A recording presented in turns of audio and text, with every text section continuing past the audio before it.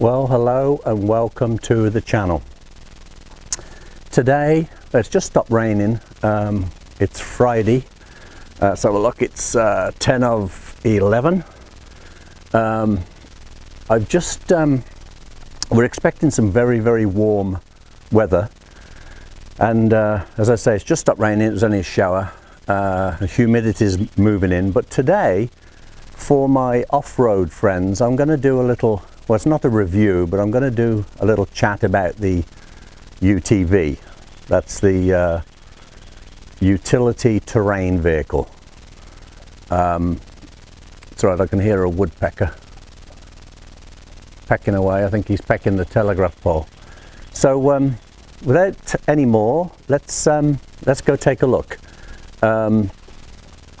It's a 2014, and it's made by the camping people Coleman, who badged it up. It's basically a Yamaha Rhino clone, and there's a lot of controversy over this particular UTV. So let me take you around it and we'll talk more. Okay, the first thing we'll do is give you a 360. I have to come back a little bit. You can see the last time I was on the trails, because you have to register it, was 2015. I'll tell you a little bit more about the trails in a moment. I use this around the property for utility, for carrying tools, and it does a million jobs. It takes a 6-foot plow on the front, which I've done all the work modifying this myself. I'll just show you where it hooks up.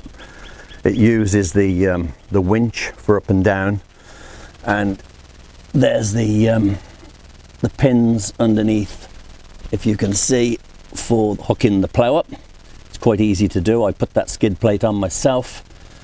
You have to change the winch from a cable to a flat 2-inch webbing canvas, because the angle that it pulls the plow, and it's so heavy, the plow,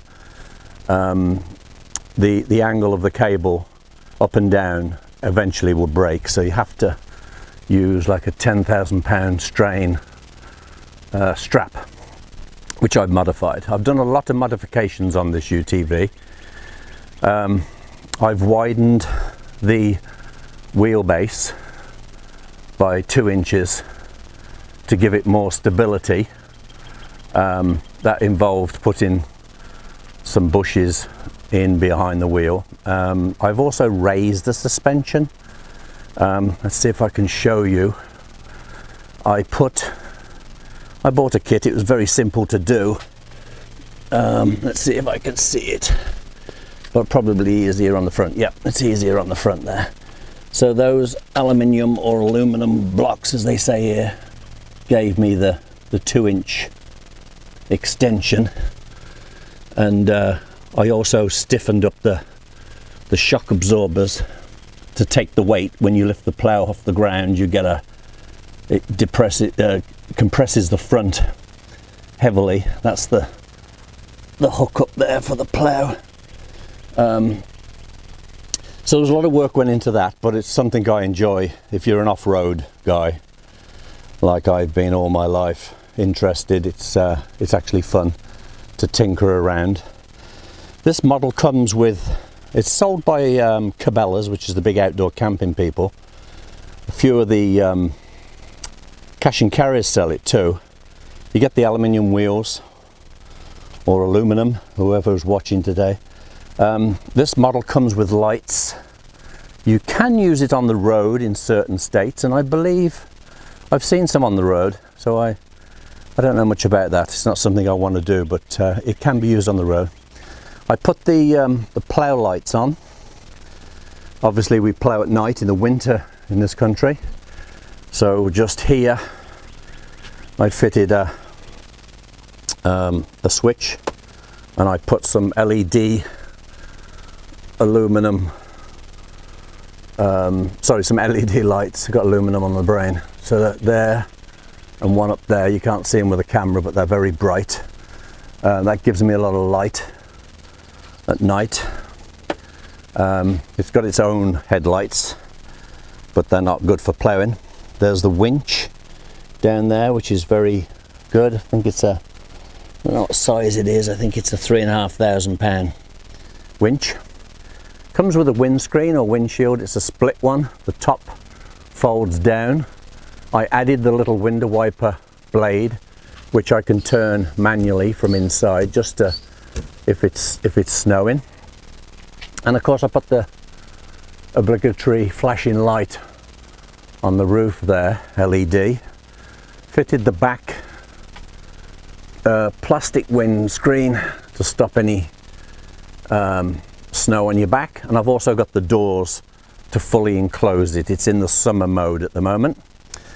I might invest in some lawn tyres because they do churn up the lawn, these knobblies, but that's something I'm looking at.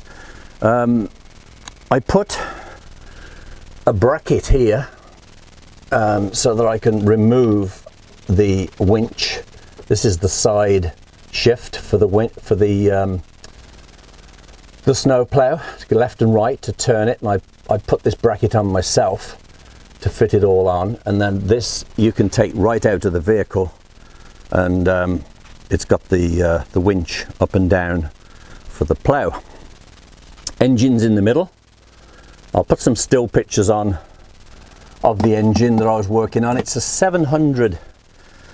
There's so much to tell you about this UTV, or side by side as they're called, and I'm probably not going to remember all of it, but they start off with a 400 engine, 440 I believe, then they go to a 600, then they do a 7, they also do an 8, and they do 1000cc.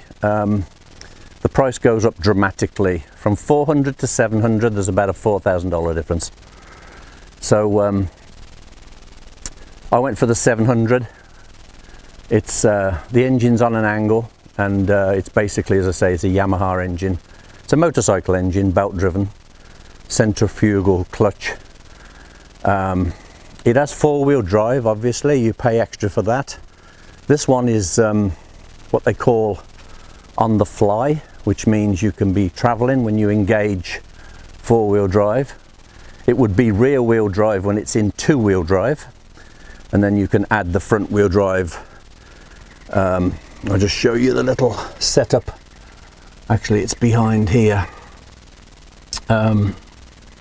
It's just there. So that's in 2-wheel drive. You depress that button for 4-wheel drive, then you slide this little device across here, and the yellow one you press for low diff, which puts all 4 wheels in sync, and you use it just for walking pace should you get stuck. So it's all hydraulic. You can press it as you're going along, and it changes smoothly. You can hear it go in.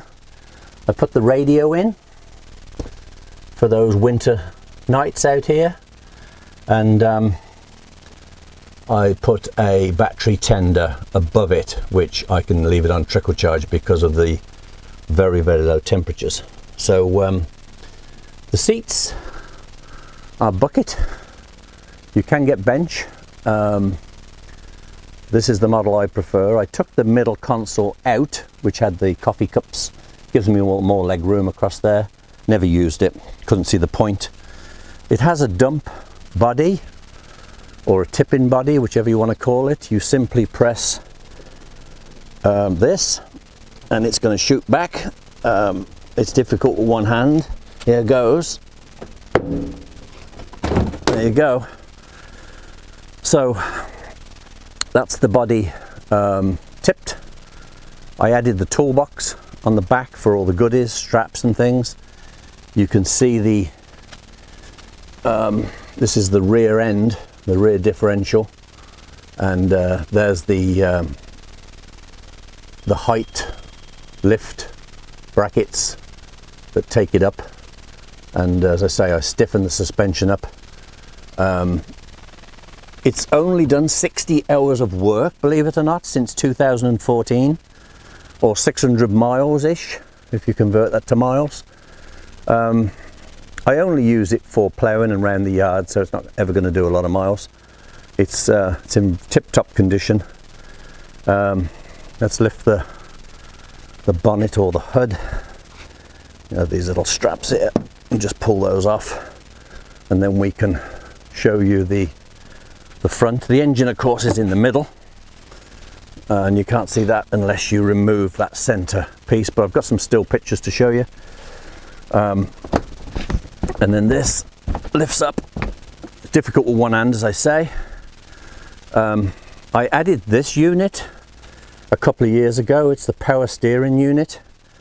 It's electric. I'll give you a demo. You turn the ignition on, and you can literally turn this with one finger. Actually, it's an electric power assisted steering, and worth every penny, especially when you're putting a heavy plow on the front and you're in four-wheel drive. You need that assistance. So here we've got the radiator, top-up bottles for brakes and coolant, the fuse box. I'll tell you about that in a moment. The solenoid for the winch. All these I installed those devices there. The solenoid and the power assisted steering. You have to change all this rack out, take the standard one out. Boys and their toys love to play with these things. The battery over there, that's the power assisted steering electrics. And as I say, a lot of fun. I've got it just how I want it. It actually stands 2 inches higher and it stands 2 inches wider, and it really is a great tool here to have in the winter months and around the yard in the summer for carrying all your tools, doing some tree work and putting the branches, clippings in the back and emptying it. I've got 2 acres here, and when it's 96 degrees or say 36, 37 degrees, you don't want to be walking up and down all the time. Put all your tools in here and go off, and you can even go and get your mail up the drive if you want to. So it takes high octane fuel. That is a requirement, not to have any ethanol in it. 7-gallon tank. I don't know what it does to the gallon, but it really is a lot of fun. And I'll just pause a minute and I'll be back and tell you more. There's a quick shot of the plough. I've got my yard lawn roller in front of it, but that's the plough. I built that one up myself, the Denali. I think it was like $7 or $8, maybe $900. Very not cheap. And I had to add this left and right shift. It's an electric hydraulic unit, and that alone I think cost me $600 on top of the plough. So you're looking at $1.5 grand, because it comes with the manual left and right turn, which there should be a knob there, which controls. You lift it up and then you turn it through the turn cycle. This is for the a hook for the plough to just snap in the hook for lifting it. These springs obviously are, if you hit anything with the front blade, the whole unit will tilt forward and not damage anything. But as I say, this unit here, that's the magic and that's the money. So $1.5 grand will get you going. I added this strip, rubber strip, to keep the snow down from coming up over the top, and it works a treat. And some of my old Vermont friends were absolutely amazed on its capabilities. They couldn't believe it. It plows as good as any truck. So there you are. There's the plow, and I think it's 6 foot, and those are the markers on the end to show you where the end of the plow is when you're sat in the cab. So just thought I'd show you that, and that hooks onto the front, and it hooks on using those round eyes there on the top. The pins go in. That's called the push plate, And as I say, I bought it as a manual plough and then converted it into left, right turn and up and down, and put the electric hydraulic motor on. And it's actually made in England, I think, or Canada, I don't remember, but it was made. It was made somewhere like that. So that's of interest to you. PM me, email me, message me, or go to my channel, drop me a comment. I'll help you build one up, no charge. Now, as I say, the Coleman, it is a brand name. It is sold by the camping people. There is a lot of controversy over this model. Yamaha and Honda and Kawasaki, all the big names, the big guys, they would charge anywhere from $14,000 up to $18,000 for this package, because you're paying for their name and reputation. It wouldn't come, even at that price, with the aluminium wheels and the lights and the windshield and the toolbox. You would just get a basic model and spend another $2,000 on accessories. I looked into this, and people were like, well, we've never heard of it. What is it any good? Is it reliable? It's a perfect machine for someone like myself that's got off-road experience, because you need to be able to do a lot of things yourself. If it goes wrong, the dealerships are very thinly spaced out across the states. They're not local. I think the nearest to me is 60-70 miles away. Other dealers, it's right, my other tripod just fell over. Other dealers won't look at it because they won't accept any liability, and there isn't a lot of help or support. You're on your own basically, but reliability, it's been good for 6.5 years.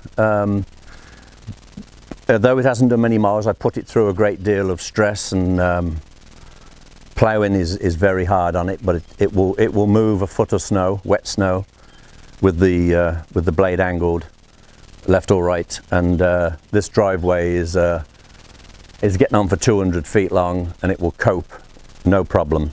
Four-wheel drive isn't an issue. People say, oh, you have to put chains on, and that was an option. I've got the chains and I've never used them because it's never got stuck. Back to the dealers, I didn't know one particular fault with this machine, and that is it has a wiring harness which is prone to going bad. It's underneath the floor. I didn't know where it was, and I was driving along, and all of a sudden it wouldn't start one day, and I couldn't get anybody interested in looking at it. They all said they weren't going to deal with the issue. So I found a guy called the Motorcycle Doctor in Ohio, and it was evident he'd had a lot of experience being a dealer selling these, and he was very good with his after sales service. And he straight away said, the fault is in your wiring harness. It's hard to find. You're going to have to get some meters and test. It's a purple wire, number 18, that you're looking for, and it has to be live 24/7 with the ignition on or off, and this will be your problem. And there are several places to find out where the break in the wiring harness is. So I bought meters. I'll show you what I did. Let me just come round and grab the camera, and we'll show you where these problems are. Okay, so if you lift the bonnet or the hood, whatever you want to call it, just here is the electric fuse panel, and this middle plug here carries the famous, let me see if I can show you. That purple wire in there is the famous bad wire. that leaves that fuse box and goes down to the ECU unit, which is in the middle, down the side of the passenger side of the engine. And that controls your spark, it controls all the electronic fuel injection. And if that goes bad, loses its positive power, nothing works except the lights and the horn and left turn, right turn. That's about all you've got. The power system works, but anything to do with starting the engine is down. So I found the brake. I followed the wiring harness. I tested at that fuse box to see whether I got power, and it lit up that I had power. The wiring harness here then travels down. That's the main wiring harness, and it goes under the floor. And as you can see down there, there's a skid plate with holes in it. And unknown to me, until I lifted the passenger floor, I found the wiring harness went underneath this center tunnel, and I removed this shield here, and just down here under the floor, tucked away over the skid plate, was the famous plug that had gone corroded over the years, 6 or 7 years. It corroded badly, and that number 18 wire, that was the brake. So I looped it. You cannot buy that particular plug without buying the wiring harness, and you're looking at like $1,500 to $2,000. So I just bypassed the plug with a simple loop, and I'll put that up on the end of this video for you to see. And she fired right up, and it actually runs better than it used to. I don't know whether that was a weak point, but it really does sound and run nicely. So anybody that's got one of these, I'm going to put Coleman fault wiring harness non-starter for my tags on this video, so that anybody googling it will find it, and it may help them to find. I did take it to a dealer. He charged me $400 and basically said, yeah, it don't work. He hadn't got a clue, and that is not a nice thing to happen. So on starting it up, let's do that. First of all, obviously we have to, I'm doing this with one hand, so we turn the ignition on. You've got a clock there, the four-wheel drive info, the hours, 61 hours, the fuel gauge. So it's in, let's put it in neutral because it's in high. As I say, with one hand it's a bit difficult. Of course it's got the brake on, so let's jump in, put our foot on the brake, because I think you have to do that to get neutral, and let's start it up. Okay, I didn't realise you can start it in high. We've got neutral there, so I'll take the foot off the brake. I hope you can hear. It runs as sweet as a nut, and I'm very happy to have it back at work. So on that note, we'll go for a little ride. Thank you for watching the channel. I thought some of my off-road friends would be interested in this video. Let's put it out there to help people. Hope you're all doing well. Stay safe, and please subscribe to the channel. It's free. Hit the little red where it says subscription, and if you want to have a notification of more videos that I'm making, hit the little red bell. That helps me get the channel going, and it will help me tremendously, and I hope this video helps people find out the fault, because once you buy one of these from Tractor Supply or Cabela's or BJ's Wholesale, there's no after sales help. A few scattered dealerships, and basically I've only found one that really knows his stuff, and I was lucky enough to find him.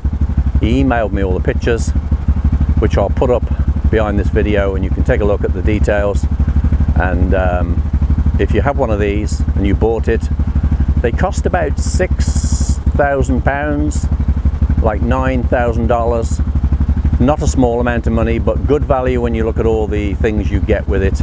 And if you're able to fix it yourself and you have some help, no problem. So thanks for watching. Have a great rest of your day, and I'll see you on the next video. Bye for now. Stay safe.